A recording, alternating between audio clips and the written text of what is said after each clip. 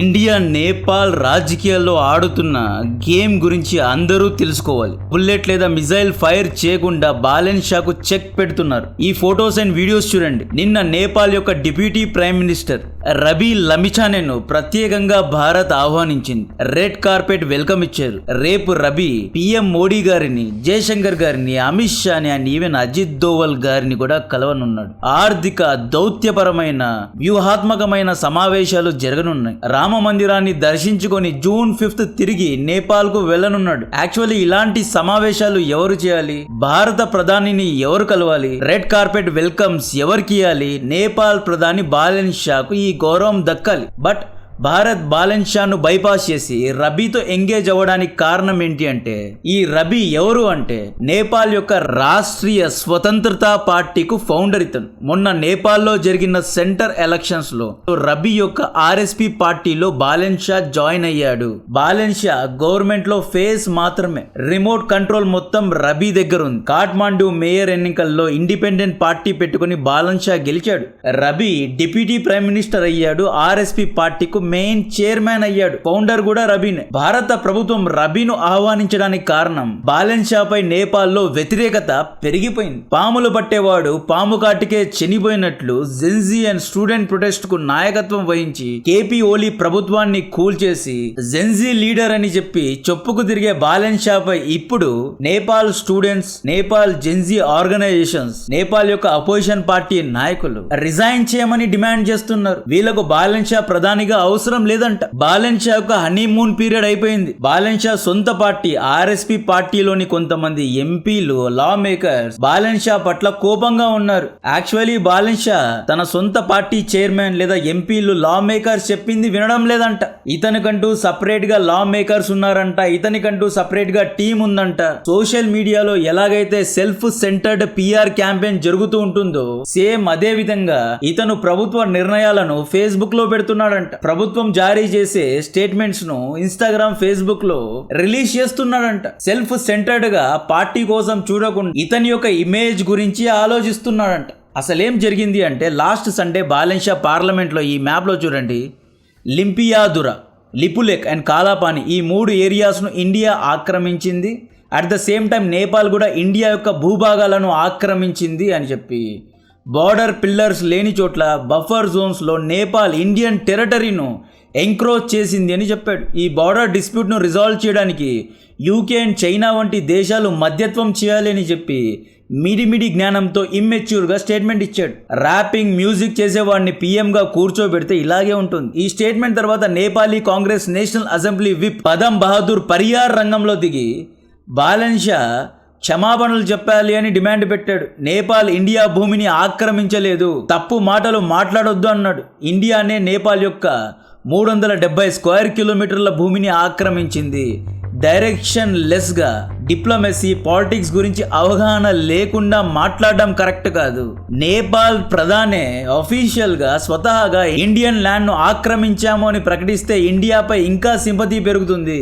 ఇది ఇండియాకు full toss ball ఇచ్చినట్లే. అంటే పంచాయతీ ఈజీగా తెగిపోతుంది కదా. ఇండియా నేపాల్ భూమిని ఆక్రమించింది అంటే నేపాల్ పైన సింపతి ఉంటుంది. ఇండియా నేపాల్ ఇద్దరు మ్యూచువల్లీ ఆక్రమించుకున్నారు అంటే పంచాయతీ ఈజీగా సెటిల్ అవుతుంది అన్నమాట. ఇది బాలెన్స్ షా ఒక్కడి మాట లేదా ఆర్ఎస్పీ పార్టీ ప్రభుత్వ నాయకులందరూ ఈ స్టేట్మెంట్ ఇచ్చారా అని చెప్పి అపోజిషన్ పార్టీ నాయకులు అడుగుతున్నారు. అకౌంటబిలిటీ తీసుకోండి, క్షమాపణలు చెప్పండి, లేదా బాలెన్స్ షా రిజైన్ చేయాలని చెప్పి కోరుతున్నారు. నేపాల్లో ఉన్న స్టూడెంట్ ఆర్గనైజేషన్స్ కూడా రంగంలో దిగి రిజిగ్నేషన్ చేయమని డిమాండ్ పెట్టారు. ఇది సడన్గా బాలెన్స్ షాపై పెరిగిన కోపం కాదు. ఈయన పిఎం అయిన వెంటనే ఈయన పైలో డొనాల్డ్ ట్రంప్ ఎక్కేశారు. టారిఫ్ గేమ్ ఆడాడు. మేక్ నేపాల్ గ్రేట్ అగైన్ అన్నాడు. నేపాల్లో ఉన్న స్టూడెంట్ ఆర్గనైజేషన్స్ పై మొదటగా బ్యాన్ విధించాడు. స్టూడెంట్స్ ద్వారా గెలిచిన ఈ వ్యక్తి పిఎం అయిన వెంటనే స్టూడెంట్స్ పొలిటికల్ పార్టీస్ తో అఫిలియేట్ అవ్వకూడదని చెప్పి 100-point రిఫార్మ్ తీసుకొచ్చాడు. దీనివల్ల స్టూడెంట్ ఆర్గనైజేషన్ బాలన్ పై తిరుగుబాట్లు చేశారు. నేపాల్ ఇండియా బార్డర్ లో నేపాలీ ప్రజలు ఉంటారు కదా. బాలెన్స్ షా ఏమన్నాడు అంటే, 100 నేపాలీ రూపీ కంటే ఎక్కువ ఖర్చు పెట్టి ఇండియా నుండి వస్తువులు తీసుకొస్తే 80% టారిఫ్ కట్టాలి అని చెప్పి ఏవేవో తిక్క రూల్స్ తీసుకొచ్చాడు. యాక్చువల్లీ నేపాల్లో వస్తువులు చాలా కాస్ట్లీ కాబట్టి ఇండియాకు వెళ్ళి కొంటున్నారు. ఇండియాలో 100 రూపాయలు ఉన్న ఒక వస్తువు నేపాల్లో 300 రూపాయలు అనమాట. బ్యాలెన్స్ షా కొత్త రూల్ వల్ల నేపాలీ ప్రజలే నష్టపోయే పరిస్థితి. సెల్ఫ్ గోల్ వేసుకున్నాడు. బార్డర్లో ఉన్న నేపాలీ ప్రజలు తిరగబడ్డారు. ఇండియా నుండి ఇంపోర్ట్ చేసుకునే ప్రతి ఒక్క వస్తువుపై ఎంఆర్పి స్టిక్కర్స్ ఉండాలి అని చెప్పి కొత్త రూల్ తీసుకొచ్చాడు. దీని తర్వాత నేపాల్ వ్యాపారస్తులు ప్రొటెస్ట్ చేశారు. రీసెంట్గా మీకు గుర్తుంటే ఇండియా చైనా మధ్య సంబంధాలు కొంచెంగా మెరుగుపడుతున్నాయి. మానస సరోవర్ అని చెప్పి ఒక హిస్టారికలీ యాన్షియంట్లీ టూరిస్ట్ డెస్టినేషన్ యొక్క రూట్ను మనం ఓపెన్ చేసుకున్నాం. మ్యూచువల్లీ ఇండియా చైనా ఓపెన్ చేసుకుంది. వయా లిపులేక్ పాస్ ద్వారా టిబెట్లో ఉన్న మానస సరోవర్కు వెళ్ళే రూట్ ఓపెన్ అయింది.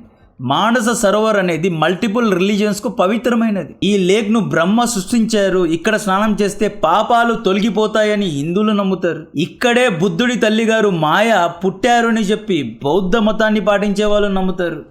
లార్డ్ రిషబ్ దేవ్ ఇక్కడే మోక్షాన్ని ప్రాప్తి చెందారు అని చెప్పి జైనులు భావిస్తారు. బోన్ కమ్యూనిటీకి కూడా చాలా ఇలా ఎన్నో కమ్యూనిటీస్ కు ఎన్నో రిలీజియన్స్ కు మానస సరోవర్ అనేది ఒక సెంటిమెంటల్ ఏరియా. ఈ మానస సరోవర్ యాత్రలో లిపులేక్ పాస్ ఉంది కదా, అది మా యొక్క భూభాగమే.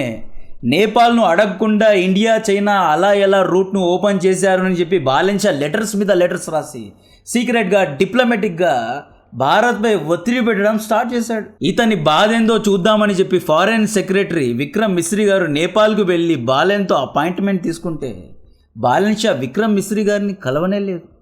బాలెన్ ఏమంటాడు అంటే, నేను ప్రధానిని, పిఎం మోడీ గారే రావాలి, డైరెక్ట్గా పిఎం మోడీ గారితోనే మాట్లాడతా అని చెప్పి పెద్ద హీరోలాగా ఆల్ఫాలాగా బిహేవ్ చేశాడు. పిల్ల నాయకులతో మాట్లాడను అని చెప్పి డొనాల్డ్ ట్రంప్ లాగా బిహేవ్ చేస్తున్నాడు.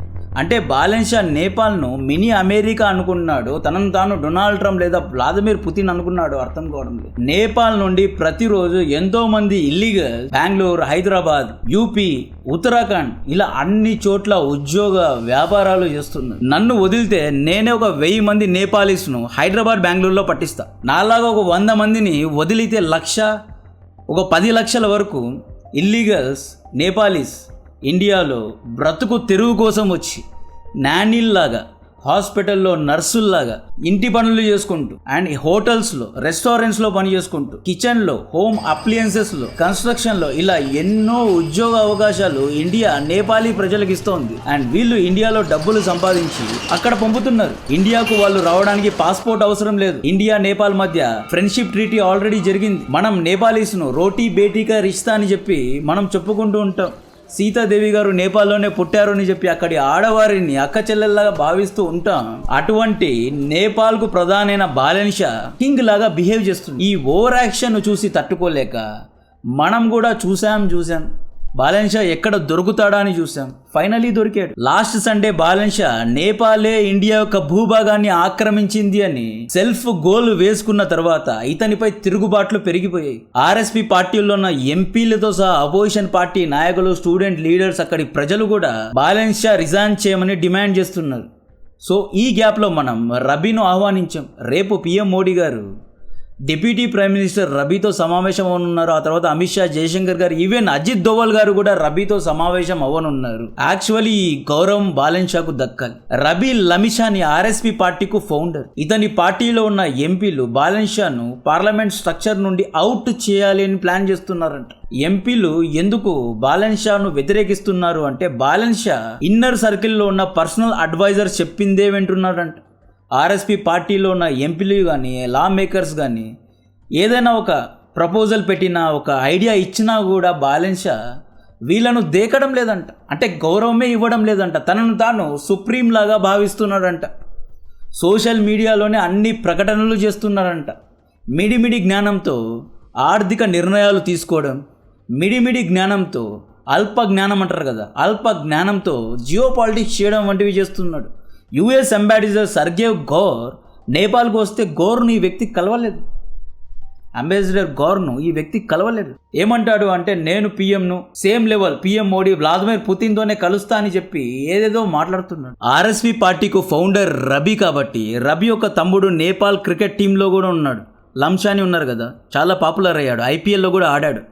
సో రబీను కూర్చోబెడుతున్నారు, రబీకే గౌరవం ఇస్తున్నారు. రేపు ఒకవేళ ప్రొటెస్టులు ఊపందుకొని జెన్జీ ప్రొటెస్టులు కూడా వచ్చేసి బాలెన్ షా దిగిపోతే ఆర్ఎస్పీ పార్టీ లా మేకర్స్, ఎంపీస్ అందరూ రబీను ప్రధాని చేస్తున్నారు కాబట్టి భారత ప్రభుత్వం రబీతోనే ఎంగేజ్ అవుతోంది అనమాట. ఇక్కడ మనం రబీను ఆహ్వానించి బాలెన్ షాకు ఇండైరెక్ట్ గా ఇస్తున్న వార్నింగ్ ఏంటి అంటే, నీ 60 రోజుల పాలనతో ప్రజలు సంతృప్తిగా లేరు. పిఎం అయిన వెంటనే హోమ్ మినిస్టర్ కరప్షన్ చార్జెస్ పైన రిజైన్ చేశాడు. 4,000 కంటే ఎక్కువ ఇళ్లను బాలెన్ షా డెమాలిష్ చేశాడు. బాలెన్ షా పార్లమెంట్ అపీరెన్సెస్ ను రిపీటెడ్లీ స్కిప్ చేశాడు. ఈ వ్యక్తి పార్లమెంట్ కే వెళ్ళాడు. షూటింగ్ కు వెళ్లి వచ్చినట్లు పార్లమెంట్ కు వెళ్తూ ఉంటాడు. బాలెన్ షా పూర్తిగా ఫెయిల్ అయ్యాడు.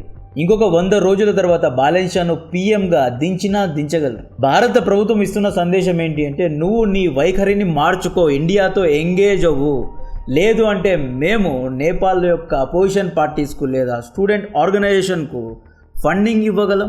రబీ యొక్క పార్టీకే ఫండింగ్ ఇచ్చి పార్లమెంట్ నుండి బాలెన్ షాను అవుట్ కూడా చేయగలము. బాలెన్ షా ఏమంటాడు అంటే, నేపాల్ ఇండియా యొక్క బార్డర్ ఇష్యూస్లో యూకే, చైనా ఇంటర్వ్యూన్ అవ్వాలి అంటాడు. మనం కాశ్మీర్ విషయంలోనే ఇంతవరకు యూఎస్ఏ, రష్యాను ఇన్వాల్వ్ చేయలేదు. పాకిస్తాన్తో బైలాటరల్గా కోఆర్డినేట్ చేసాం.